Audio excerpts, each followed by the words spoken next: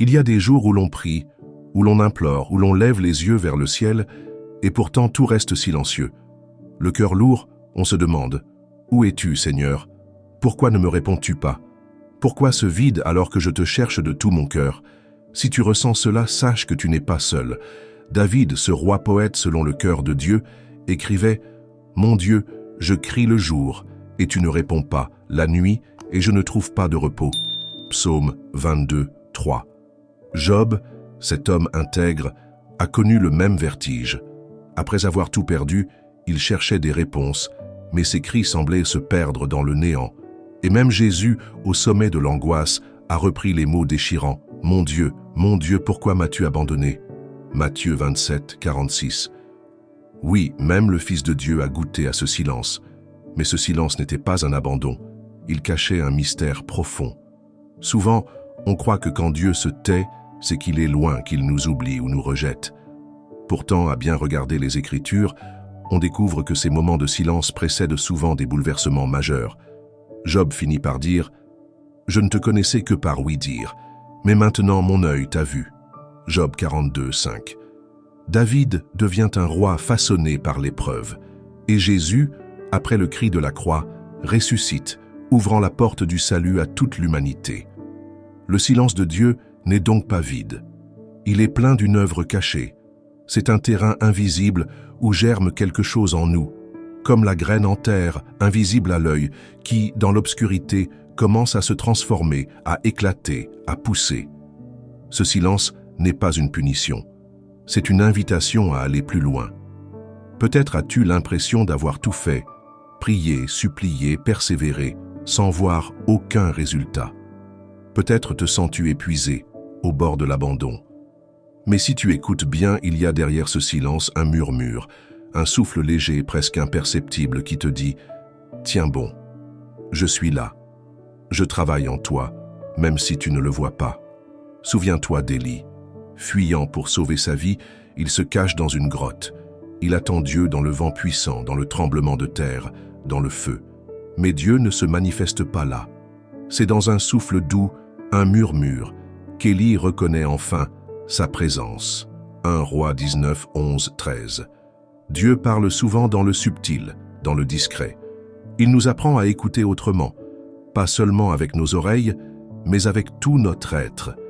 Il nous conduit à une foi plus nue, plus profonde, une foi qui ne s'appuie plus sur des signes visibles, mais sur la confiance pure. À ce stade, une question se pose naturellement. Que faire pendant ces périodes de silence? Comment ne pas laisser son cœur s'assécher? Comment ne pas sombrer dans l'amertume ou la résignation? Il ne s'agit pas seulement de survivre à cette épreuve, mais de l'habiter pleinement, d'y trouver un chemin de croissance. Peut-être que toi qui écoutes ces mots, tu as déjà traversé une telle saison. Peut-être même que tu y es en plein. Sais-tu que ton témoignage pourrait inspirer, toucher, réconforter d'autres personnes? N'hésite pas à partager, à dire un mot dans les commentaires. Parfois, une simple phrase déposée par toi peut être la lumière qui éclaire quelqu'un d'autre dans son obscurité. Et puis, prends un instant. Respire profondément. Mets ta main sur ton cœur. Rappelle-toi. Tu es entendu. Même si tu n'entends pas Dieu, lui t'écoute. Même si tu ne le vois pas, lui te regarde avec amour. Ce silence n'est pas un vide. C'est un lieu où il t'appelle à le chercher autrement. Un lieu où ton âme apprend à dire « Je t'aime, même sans signe. Je te fais confiance, même sans réponse. » Lorsque l'on comprend cela, le silence devient moins effrayant. Il devient un espace sacré, un désert habité.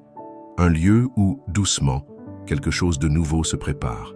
Dans ces moments où tout semble figé, où les prières paraissent retomber sur le sol sans atteindre le ciel, il est facile de croire que l'on a échoué. Mais c'est précisément là que réside une des plus grandes leçons spirituelles. Notre relation avec Dieu ne dépend pas de nos sensations. Elle ne dépend pas de ce que l'on ressent, ni même de ce que l'on comprend. Elle repose sur une vérité profonde. Dieu est fidèle, même quand nous ne percevons pas sa main. Imagine un enfant qui apprend à marcher. Au début, le parent tient sa main fermement, le guide, le soutient. Mais à un moment, le parent lâche doucement, laisse l'enfant avancer seul, vaciller, trébucher, ce n'est pas un abandon. C'est un acte d'amour, une invitation à la croissance, à l'autonomie. De même, quand Dieu semble se retirer, ce n'est pas pour nous punir, c'est pour que notre foi devienne solide, enracinée. C'est pour que nous apprenions à marcher sans être portés. Heureux ceux qui croient sans avoir vu. Jean 20, 29. Ce verset résonne profondément ici. Croire sans voir, croire sans ressentir, persévérer même dans l'obscurité. Mais attention, cela ne veut pas dire rester passif. Dans les temps de silence, nous sommes invités à une attente active, une attente qui prie, qui espère, qui continue d'aimer, une attente qui se nourrit des petites choses. Regarde autour de toi. Peut-être que la réponse que tu attends ne viendra pas sous forme de miracle éclatant. Peut-être qu'elle est déjà là, discrète, cachée dans un geste, une rencontre, une parole entendue par hasard, une page d'écriture ouverte au bon moment. Dieu agit souvent à travers l'ordinaire. À nous d'affiner notre regard, d'élargir notre perception. Il y a aussi une autre dimension à explorer, l'honnêteté devant Dieu. Pendant ces périodes, il est vital de lui dire tout. Non pas de faire semblant, non pas de jouer à la foi parfaite, mais de déposer son cœur tel qu'il est. Les psaumes nous montrent cette liberté. « Jusques à quand, Éternel, m'oublieras-tu sans cesse? Jusques à quand me cacheras-tu ta face ?» Psaume 13, 2. Tu as le droit de dire à Dieu ta lassitude, ton incompréhension, ta douleur. Il ne se froisse pas de nos plaintes. Au contraire, il accueille nos cœurs brisés. Il préfère une prière vraie, même douloureuse, à un silence factice rempli de faux respect. Et au milieu de cette sincérité, une clé s'ouvre, celle de l'abandon confiant. Non pas un abandon résigné, mais un abandon plein d'espérance. Seigneur, je ne comprends pas, mais je m'appuie sur toi. Je ne vois pas le chemin, mais je continue de marcher. Si ces paroles résonnent en toi, prends un instant pour t'arrêter. Laisse-toi envelopper par ce silence qui, en vérité, n'est pas vide. Imagine que Dieu, en ce moment même, te regarde avec tendresse. Pas parce que tu fais tout bien, pas parce que tu ressens sa présence, mais simplement parce que tu es son enfant, aimé infiniment. Souvent, quand on traverse de telles saisons, on se referme, on s'isole. Mais sache que tu n'es pas seul. Une communauté de frères et sœurs, même invisibles, traverse les mêmes épreuves. En laissant un mot, un témoignage, un simple « je comprends », tu peux devenir ce frère, cette sœur pour quelqu'un d'autre. Et ce lien discret créé par un commentaire, par une pensée partagée, devient un espace où Dieu agit à travers nous. Alors, doucement, sans t'en rendre compte, ton attente devient une offrande. Tes larmes, une prière silencieuse. Ton espérance têtue, une lumière pour le monde. Tu deviens témoin, même au milieu du désert. Les grands mystiques le disent, il faut parfois perdre Dieu pour le retrouver autrement. Il faut accepter de le chercher dans le silence, dans l'absence apparente, pour découvrir qu'il était là, juste autrement, juste plus profondément. Lorsque le cœur comprend cela, il entre dans une paix étrange, douce, qui ne dépend plus des circonstances. Une paix qui murmure « Tout est grâce, tout est entre tes mains, même le silence, même l'attente, même l'obscurité. » À force de cheminer dans le silence, une transformation subtile se produit. On commence à voir différemment. Ce qui, hier encore, semblait insupportable devient peu à peu un terrain d'accueil, un lieu sacré. Le cœur apprend à être là, simplement là, sans exiger, sans forcer, sans presser Dieu. Et c'est souvent à ce moment-là qu'il commence à révéler sa présence de manière inattendue. Pas forcément en exaucant la demande précise que l'on avait formulée, pas forcément en donnant des réponses limpides, mais en venant toucher notre être au plus profond, en le remodelant doucement, patiemment, comme un potier qui reprend l'argile, qui la pétrit, la façonne, parfois la casse pour mieux la reconstruire. Dieu veut souvent plus que nous apaiser, il veut nous transformer. Non pas en détruisant ce que nous sommes, mais en purifiant, en approfondissant, en révélant ce qu'il a déposé en nous dès le commencement. Je vous donnerai un cœur nouveau, je mettrai en vous un esprit nouveau. Ézéchiel 36, 26. Peu à peu, on réalise que l'épreuve n'est pas un obstacle à la relation avec Dieu. Elle en est le creuset. Elle est ce lieu brûlant où se dépose l'or véritable, débarrassé de ses scories. Cela ne veut pas dire que la douleur disparaît, ni que tout devient facile, mais on sent que l'on n'est plus seul à la porter. Quelque chose se passe, une communion invisible, une main discrète qui soutient la nôtre. Et dans cette lente alchimie intérieure, l'âme s'élargit. Elle apprend à accueillir non seulement ses propres manques, mais aussi ceux des autres. Elle devient plus compatissante, plus humble, plus patiente. Elle cesse de juger, car elle sait ce que c'est que de traverser l'obscurité. Elle apprend à tendre la main, à écouter, à consoler. Peut-être as-tu déjà ressenti cela. Peut-être que, sans même t'en apercevoir, tu es devenu pour d'autres un appui, une épaule, un phare discret. Sache que ce n'est pas rien. C'est le fruit de ton combat silencieux. C'est la fécondité cachée de ton attente. Parfois, nous rêvons de grands miracles visibles, de signes éclatants, d'interventions spectaculaires. Mais le plus grand miracle, souvent, c'est un cœur transformé. Un cœur qui continue d'aimer, malgré les blessures.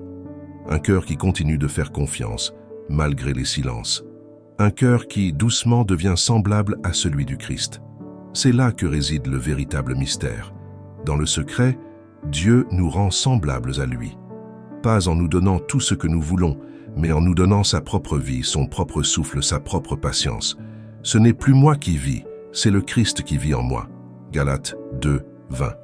Alors, au lieu de te demander sans cesse « Pourquoi ce silence ?», peut-être peux-tu aujourd'hui poser une autre question. Que veux-tu travailler en moi à travers ce silence? Et laisse cette question te traverser, te remuer, te transformer. Non pas comme une injonction, non pas comme une obligation, mais comme une ouverture, une brèche par laquelle Dieu peut entrer, une porte entr'ouverte sur une intimité plus grande. Si ces mots touchent quelque chose en toi, si tu ressens ce léger frémissement, sache qu'il ne vient pas de moi. Il vient d'un mouvement plus grand, plus profond, qui te cherche, qui t'appelle, qui t'invite à aller plus loin. Et si tu ressens l'élan, tu peux aussi laisser un mot, un signe, une trace de ton passage. Non pas pour toi, mais pour celui ou celle qui viendra écouter après toi. Parce qu'à travers nous, Dieu continue de parler, même quand nous croyons qu'il se tait. Finalement, le silence de Dieu est rarement un silence total. C'est un langage différent, plus subtil, plus intérieur. Un langage qui demande que nous nous taisions nous-mêmes pour pouvoir l'entendre. Un langage qui nous apprend à écouter avec le cœur, pas seulement avec les oreilles. Ce chemin peut sembler long, aride, parfois épuisant. Mais il mène quelque part. Il mène vers une union plus profonde, plus réelle, plus incarnée avec celui qui nous a créés. Vers une joie qui ne dépend plus des circonstances, ni des réponses immédiates. Une joie enracinée, stable, solide. Au fil des jours, ce qui semblait au départ être une perte se révèle être une purification. On découvre que l'on peut aimer Dieu non pour ce qu'il donne, mais simplement pour qui il est. On apprend à rester là, devant lui, sans exigence, sans condition, sans marchandage intérieur. C'est le passage du cœur du serviteur au cœur de l'ami. Le serviteur attend une récompense, des signes, des confirmations. L'ami, lui, désire simplement être avec l'ami, même dans le silence, même dans l'absence apparente. Je ne vous appelle plus serviteur, mais ami. Jean 15, 15. Ce dépouillement intérieur peut faire peur, parce qu'il nous dénude. Il nous enlève nos sécurités, nos béquilles spirituelles. Mais en même temps, il nous ouvre à une liberté incroyable. On n'est plus obligé de performer, de prouver, de réussir sa vie de foi. On peut juste être. Et dans ce simple être, tout change. Peut-être qu'à ce stade, tu ressens une paix nouvelle, une paix légère, fragile, mais réelle. Comme si un poids invisible avait glissé de tes épaules. Comme si tu pouvais enfin respirer, pleinement, sans t'efforcer. C'est cela, la grâce, un don gratuit, non mérité, qui nous envahit au moment même où nous cessons de courir après. Et c'est là que tu deviens contagieux, sans même le chercher. Ta paix, ton espérance, ton endurance silencieuse commencent à rayonner autour de toi. Les autres le sentent, sans que tu aies besoin de parler beaucoup. Une présence apaise simplement parce qu'elle est habitée. C'est pourquoi chaque pas que tu fais dans ce désert intérieur a une portée plus grande que tu ne l'imagines. Il ne s'agit pas seulement de toi et de ton chemin. Il s'agit aussi des autres, de ceux qui t'entourent, de ceux que tu croises, même brièvement. Nous sommes tous interconnectés, liés mystérieusement les uns aux autres. Et chaque petit oui à Dieu Chaque petite fidélité, chaque petit acte d'amour a une répercussion invisible mais réelle sur le monde. Alors peut-être qu'aujourd'hui, là où tu es, tu peux poser un geste très simple. Un merci pour la route déjà parcourue. Un pardon pour les fois où tu t'es découragé. Une prière pour ceux qui sont encore en pleine nuit. Un petit signe aussi pour les autres. Une parole, un commentaire, un partage. Quelque chose qui dise « Je suis là, moi aussi. Je marche, moi aussi. » Tu n'es pas seul. Parce qu'au fond, c'est cela l'Église. Une communauté de voyageurs, de chercheurs, de pèlerins. Nous avançons ensemble, même si parfois nous croyons être seuls. Nous portons les uns les autres, souvent sans le savoir. Et c'est ensemble que nous apprenons à entendre le silence de Dieu, à y découvrir une mélodie cachée, un battement d'amour qui soutient l'univers. Ensemble, nous découvrons que notre vie n'est pas une somme d'épreuves à surmonter, mais une aventure partagée, un chemin d'espérance. Si tu regardes bien, chaque grande figure spirituelle a traversé ce désert. Abraham, Moïse, Élie, Marie, Jésus lui-même. Tous ont connu des moments de vide, de silence, de nuit. Mais c'est justement dans ces creux qu'ils ont été façonnés, purifiés, rendus capables de porter une lumière pour les autres. Ne sous-estime jamais la valeur de ce que tu vis. Même si personne ne le voit, même si personne ne le sait, même si toi-même tu as du mal à y croire, il se passe quelque chose de précieux, de grand, de mystérieux. Dieu travaille dans l'ombre, patiemment, tendrement, puissamment, et peu à peu tu deviens ce que tu es appelé à être, un témoin. Non pas un témoin bruyant, tapageur, mais un témoin lumineux, simple, vrai. Quelqu'un qui dit, par sa vie, oui, j'ai traversé l'épreuve, oui, j'ai douté, oui, j'ai pleuré, mais oui, j'ai découvert une présence qui ne m'a jamais abandonné. Si ces mots te touchent, si tu ressens ce frémissement intérieur, sache que ce n'est pas anodin. C'est une invitation à continuer le chemin, à aller plus loin, à approfondir. Et si tu veux, tu peux laisser une trace, un écho, un signe, pour qu'ensemble nous puissions marcher, espérer, avancer. Il y a un moment dans tout chemin spirituel où l'on comprend que l'essentiel n'a jamais été dans les réponses, mais dans la relation. Ce n'était pas d'avoir des explications parfaites, ni de voir disparaître toutes les difficultés, ni même d'obtenir ce qu'on avait demandé avec tant d'ardeur. C'était d'apprendre à aimer, malgré tout, à aimer celui qui nous a aimés le premier, avant même que nous ne sachions le chercher. Nous aimons parce qu'il nous a aimés le premier. 1 Jean 4, 19. À ce stade, le cœur est transformé presque à son insu. Il est devenu plus souple, plus large, plus accueillant. Il ne lutte plus contre le silence. Il l'habite. Il ne réclame plus de signes. Il les reconnaît dans les petits riens. Il ne s'agite plus à chercher Dieu partout. Il sait qu'il est là, déjà, dans l'ordinaire, dans le quotidien, dans l'instant. Alors, quelque chose change même dans la façon de prier. Ce n'est plus une liste de demandes, ni un monologue rempli de mots. C'est un souffle, une présence, une écoute mutuelle. Parfois, il n'y a plus besoin de parler. Il suffit d'être là, simplement là, dans la lumière douce de sa présence. Et c'est là que surgit la vraie fécondité. Une fécondité qui ne se mesure pas en succès visible, ni en grande réalisation, mais en paix intérieure, en capacité d'aimer, en profondeur d'âme. Celui qui demeure en moi porte beaucoup de fruits. Jean 15, 5. Ce que tu traverses, ce que tu portes, ce que tu offres en silence, a un poids éternel. Rien n'est perdu. Chaque larme, chaque combat, chaque pas fragile compte. Peut-être que tu ne verras jamais, ici-bas, l'étendue de ce que tu auras semé. Mais sache que rien ne se perd devant Dieu. Il voit, il connaît, il accueille, et il transforme, souvent bien au-delà de ce que nous pouvons imaginer. C'est pourquoi il est bon, parfois, de s'arrêter, de regarder en arrière, non pas pour ressasser, mais pour rendre grâce. Regarder tout ce qui a été traversé, tout ce qui a été appris, tout ce qui a été offert, et dire simplement « merci ».